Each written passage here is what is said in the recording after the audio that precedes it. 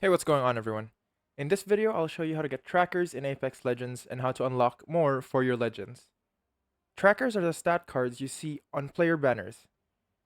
They show things like kills, damage dealt, wins, or special event stats for each legend. The most common way to get trackers is by playing the game. Many basic trackers unlock automatically as you level up or get more kills and damage with a specific legend. Another way to get trackers is through the Battle Pass.